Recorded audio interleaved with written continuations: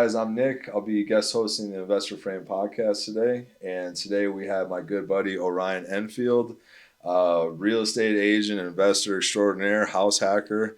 Man's doing a lot. So welcome to the Investor Frame podcast, Orion. Thank you. Excited to be here. Definitely.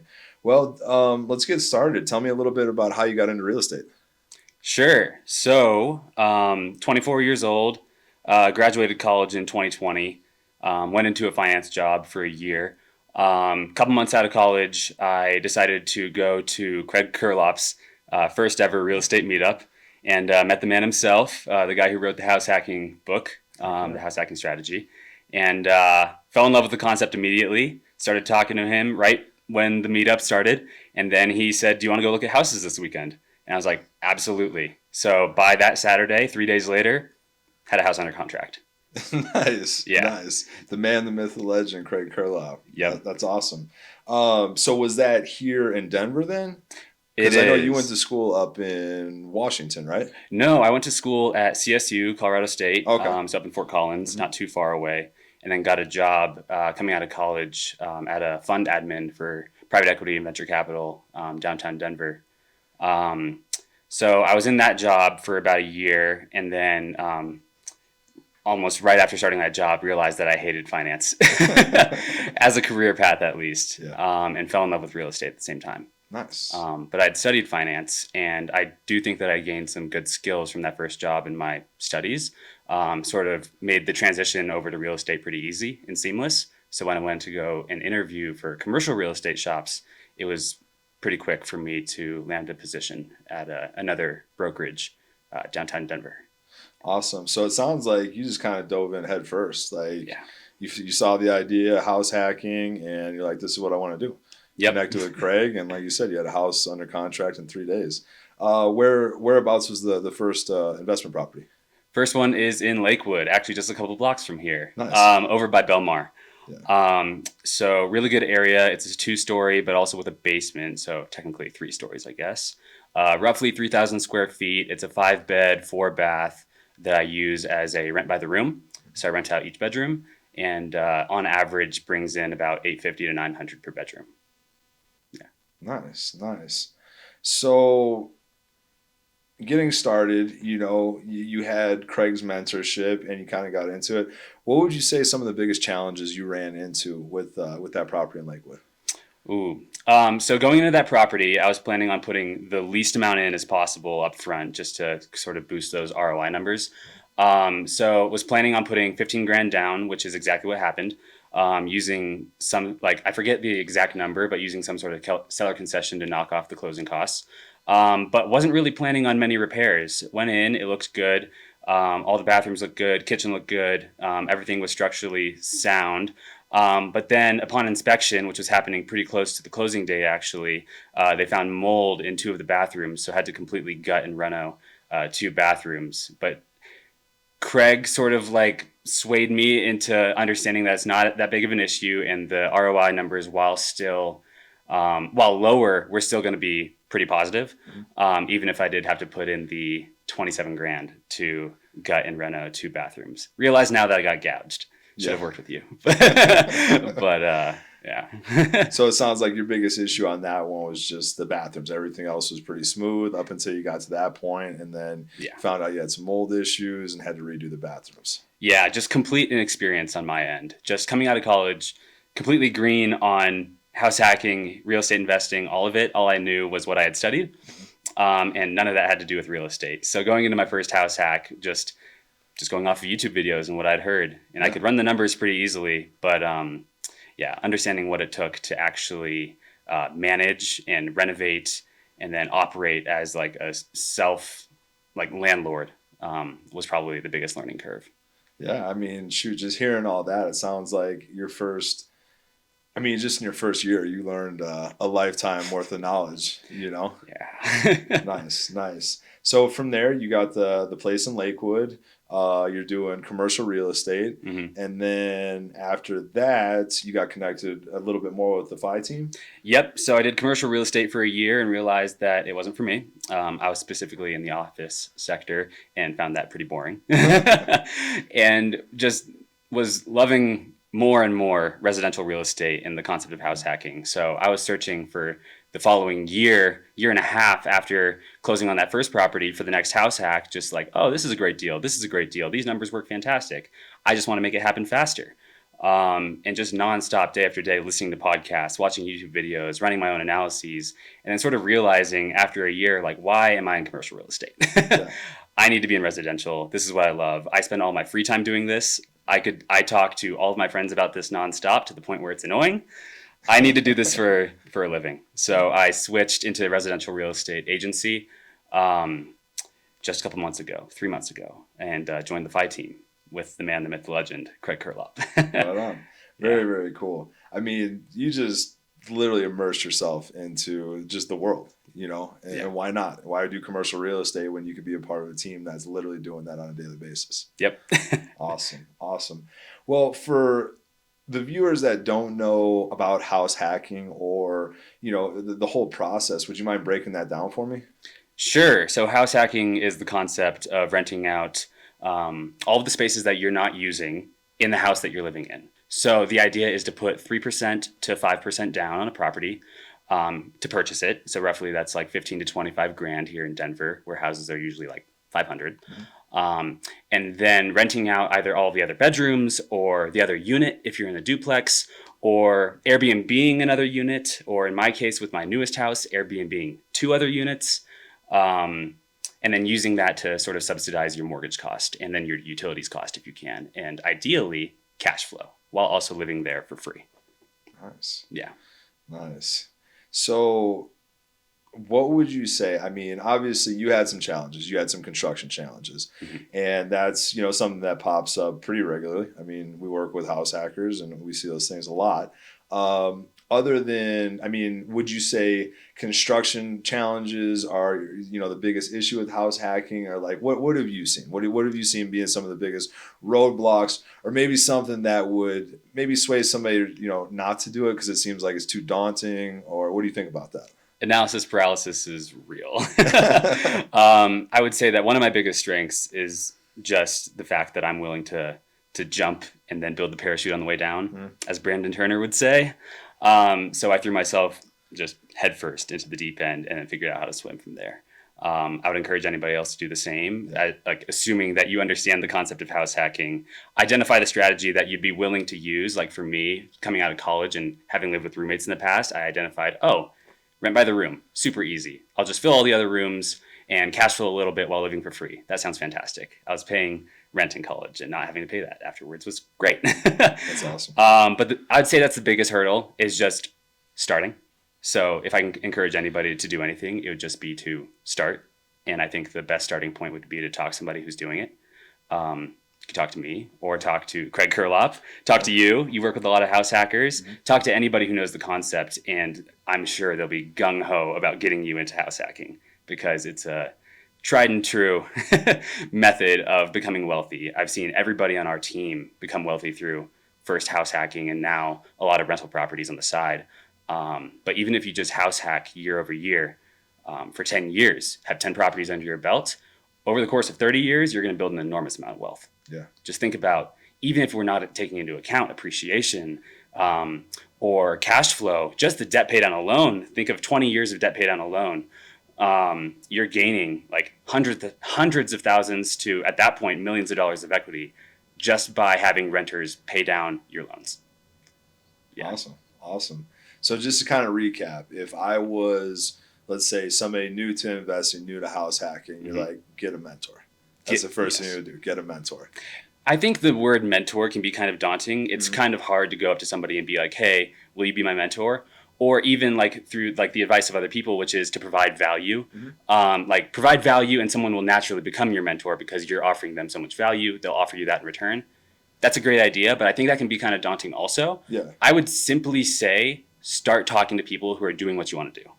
It's going to motivate you. Nice. You're the average of the 5 people you spend the most time with. So if you spend the most time with people who are doing what you want to do, they're going to pull you up just by simply being in their presence. You don't need a mentor, although one would be great. Like I've had sort of like pseudo mentors throughout my few years of being in house hacking now. But I haven't had a mentor since day one as just like a straight up mentor. Yeah. I've considered YouTube my mentor. Yeah.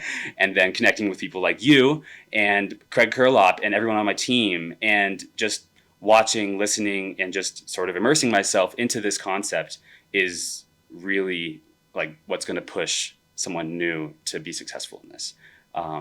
Just you're learning a language. Yeah. Understanding the language of house hacking and real estate investing is going to come naturally just by surrounding yourself with it.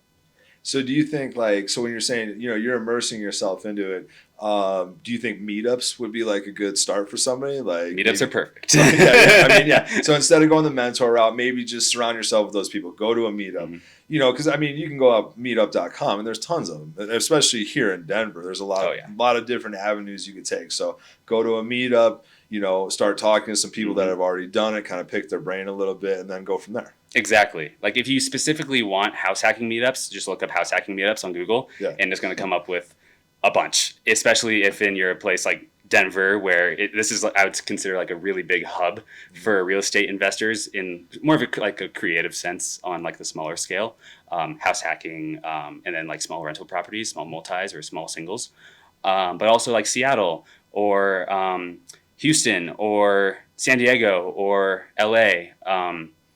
I'm just like listing off the places where we have FI team members right now. Yeah. But I know that there's meetups all over for real estate investing in general. But if you're even just interested in like specifically house hacking, there's tons of meetups. Just go on Google and look one up, and you'll be able to find people who are doing what you want to do. And the reason that they have those meetups is to teach newbies how to get into it. So go, do it, get into it. Just surround yourself with those people. They want to talk to you. They do. I mean, it's...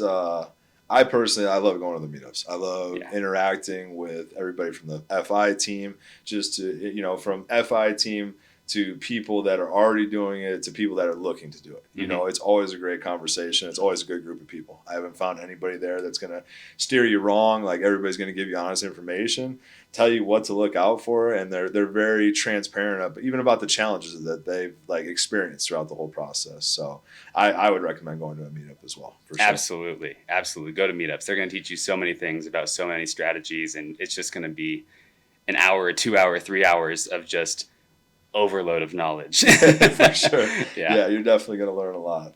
Well, cool. So I mean, you and I met, I want to say through Dan. I want to say Dan referred me. Dan the man. Yeah, Dan the man. And then we met over at your property in Denver. And so tell us a little bit about that property. Sure. So unlike the first property, the second property is a Airbnb was the strategy I chose for that one, to sort of immerse myself into that world and learn that strategy. So it is a 6-bed, 3-bath. After we had you work on it, it was originally a front unit, which was a 3-bed, 2-bath, and then a back unit, ADU, attached ADU, that was a 2-bed, 1-bath. And then we split the upstairs of the main unit to be 2 bedrooms, so that the main front unit is a 4-bed, 2-bath. Yeah. So altogether, between the 2 units, it's 6 beds and 3 baths, and it's zoned as a single-family home, but with 2 kitchens and 2 completely separate living spaces, 2 separate entries, 2 driveways. It essentially operates as a duplex. Yeah. And then what we also had you do was add up a wall and create a separate entry essentially for the basement of the main unit, and turning that into its own separate unit. So it essentially operates now as a triplex where all of the units are 2-bed, 1-baths. So you literally have 3 separate dwellings on that property. 3 separate dwellings. My girlfriend, myself, our dog, and our cat live in the main unit upstairs in the main unit. And then we, through the garage and then through a separate entrance into the basement, is the basement Airbnb. And then off on the right side of the house is the driveway to the back ADU. Yeah. Nice. So kind of a cool story about the ADU in back. I was doing a little bit of work back there, and I'm like, why is this a giant steel door? I'm trying to drill through it. And it actually used to be a gun shop, right? It did. It used to be a gunsmithing shop. Gunsmithing shop, okay. Yeah. So the prior owner liked to work on guns.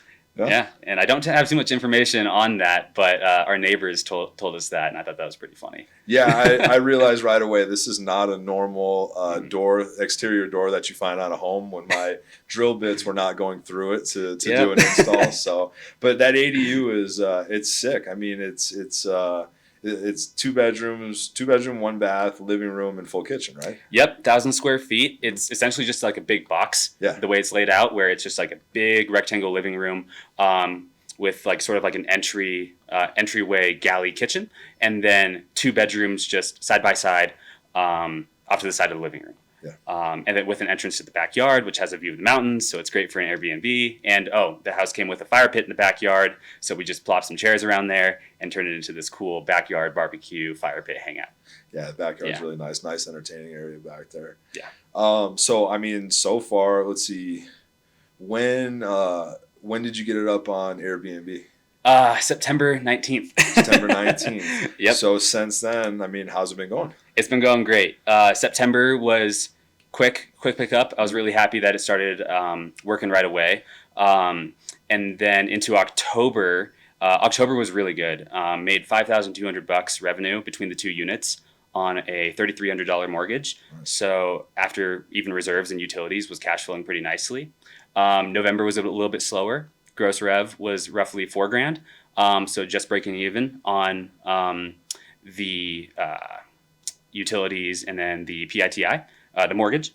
And then December's also kind of slow, but we're entering slow season, so it's to be expected. Yeah. By the time we get back to March and on, I'm expecting the numbers to be really good. Nice. So you're not really too worried about it. You already know let's just say holiday time. Usually holiday time, I mean, for real estate and kind of just things in general, slows down a little bit. Oh, yeah. So you're anticipating after that just picking back up again? Totally. Like if you can weather 3 months of slow, which isn't like nothing, it's just a little bit slower, then you're going to be totally fine. Because once summer comes, then that's going to bolster you for the following slow season by multiples. So yeah, during that slow season, you may just be like, you're covering the mortgage. You're getting the mortgage covered and everything like that. Maybe a little bit extra, but starting to get ramped up for springtime, summertime. A lot of people coming out to Denver and the surrounding areas. Exactly. And also with a house hack being sort of like live in, if you're willing to, through the slow season, just like do the cleanings yourself, then you can cash flow on top of living for free. And even if you don't want to do that, if you just want to hire cleaners and not do anything besides just restock the supplies and then organize like when the cleaners are going to come out, you're still going to be paying only a couple $100 a month to live in a unit of your own. See these things all around where I live, which is just 10 minutes north of downtown.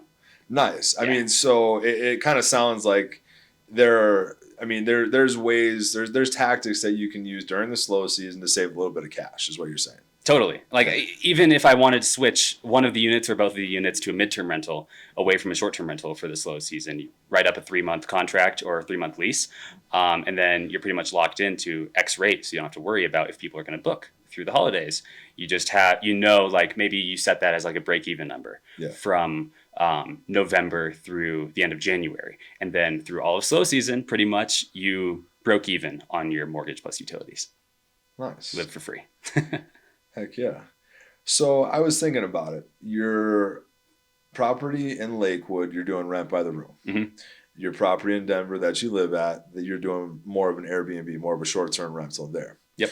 So when you're looking at a house, let's say you're going to look at another investment property and you're trying to make that choice. Am I going to do by the room or am I going to do Airbnb? What are you looking for in that house? Like what's going to stand out to say, nah, I want to do an Airbnb there. Or, no, I think I should probably do rent by the room. What are you looking at? Interesting. I would say I choose my strategy before I start shopping for houses. Mm-hmm. So now I've done rent by the room and now I've done Airbnb. So I know what those two things look like. I have teammates and friends who do medium-term rentals. So I'm considering trying that as well to just get sort of a sense of what that world looks like and how profitable it is and how easy it is to manage.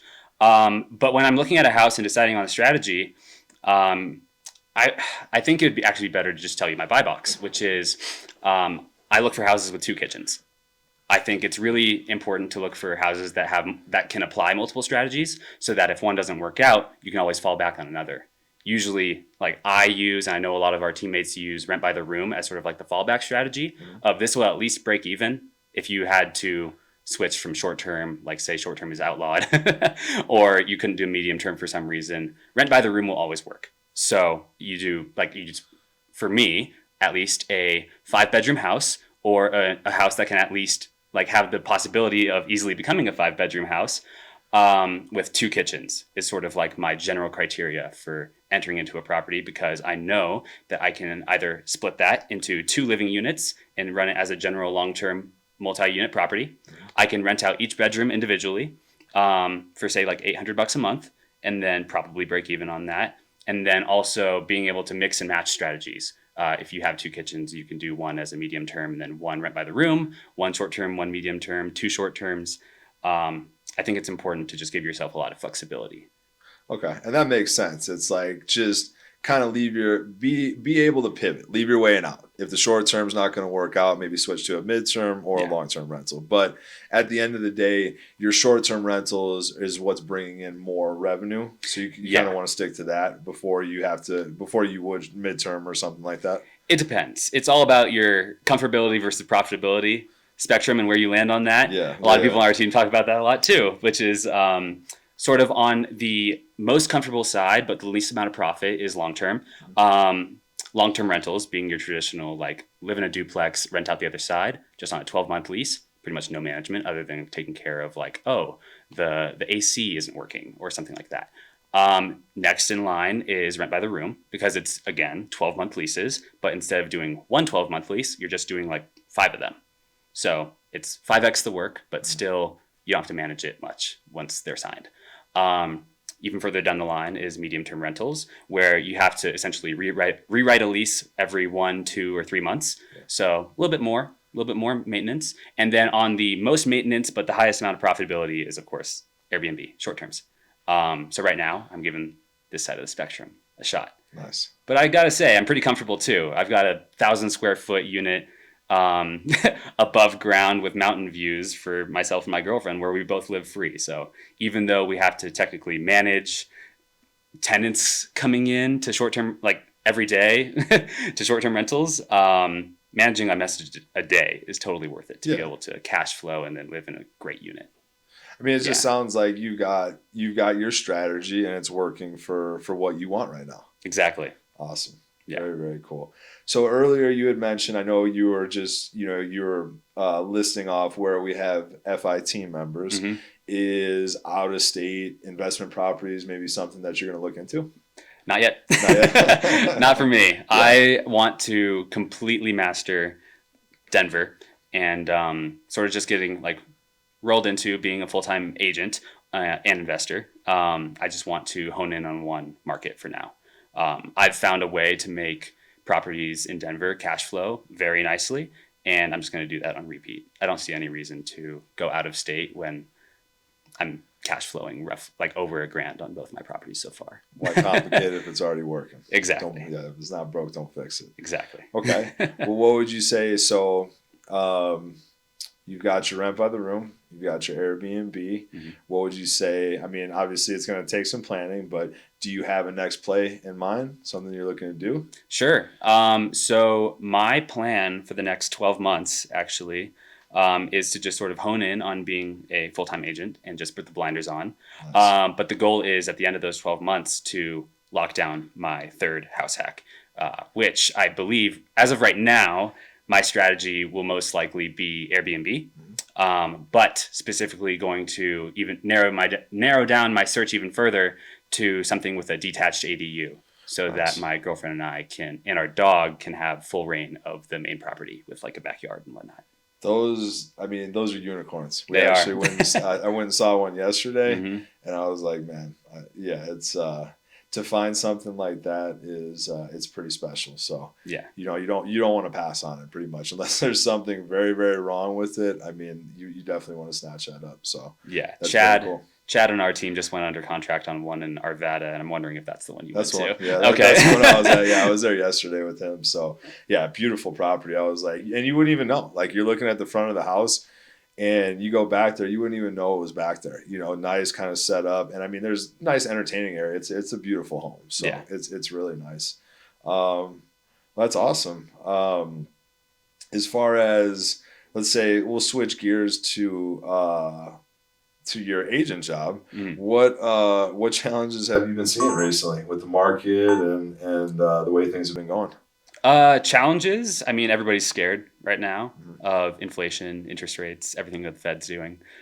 It's all up in the air. Yeah. But honestly, I'm seeing more pros than cons right now. I've Mhm. actually been having really good conversations with, friends, potential clients, everybody about how optimistic everything is looking actually. Like, Yeah. sure, we may be entering into a recession, but this is the perfect time to buy. If you're fortunate enough to like be in a good financial position right now, things are getting a lot cheaper, and strategies are becoming more and more profitable. Locking down a property right now for 75K under asking means that in 5-10 years, when hopefully the market's back up, that you'll have a lot of built-in equity from Yeah. from the decision you made today by buying underneath market. So yeah, Yeah. buy when others are fearful. Yeah, definitely. We're seeing a lot deeper discounts than we've seen in quite a while. Yeah. So awesome, awesome. Well, one of the things that we in our community we talk about is financial certainty. Hmm. So with Paul, our team, Philip, financial certainty. That's what we're all working towards is financial certainty. So and not chasing more. So, how would you say you're using real estate to get to your financial certainty without chasing more? Sure. So I've always been just a big, well, not always. Since I've found it, I've been a huge fan of financial freedom, financial independence, and sort of been chasing that ever since I came across that first YouTube video describing house hacking. Fell in love with the concept, and I think that's what you're describing: financial certainty, financial independence, financial Yeah, freedom. yeah, Basically, being able to live the life that you want on your terms, exactly how you want. exactly. Real estate for me is a way to cash flow that lifestyle. There's two ways to do it. Like you can either build up a net worth that allows you to withdraw a certain amount every year that funds your lifestyle, or you can build up your cash flow from whatever assets you have so that the cash flow matches and then beats the lifestyle costs that you want to achieve. So like for me right now, we're spending roughly like $3,000 a month. So my goal, and I'm approaching it, is to have a baseline financial freedom number of 36 grand of cash flow a year. Easy peasy. Yeah, And then grow from there and then escalate lifestyle accordingly. Um, yeah, right now I'm sitting at roughly like 2 grand of cash flow a month. So it doesn't take much to like build out like the lifestyle that I want because I only have to cover that 1 grand difference. I have 2,000 of my monthly living expenses covered, so all I have to do is come up with the extra grand. So being an agent, super easy to come up with that number and live the life that I want. Like going into house hacking allowed me to first quit a job that I hated for a career path that I thought I would enjoy.